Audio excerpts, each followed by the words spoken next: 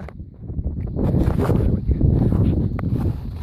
En el nombre poderoso de Jesucristo, declaramos como ministro de Jesús, fiel ministro, con poder y autoridad en el mundo espiritual, declaramos libertad sobre todo Atlanta, Georgia. Quebramos toda obra de Satanás, todo el altar que se ha levantado para Satanás en el día de hoy con la autoridad de Dios, hoy se rompe. Declaramos en el nombre de Jesucristo avivamiento sobre el pueblo evangélico.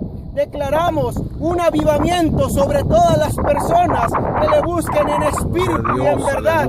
Todo yugo se rompe, toda cadena se cae, todo sacrificio que hayan hecho para el enemigo hoy se queda anulado.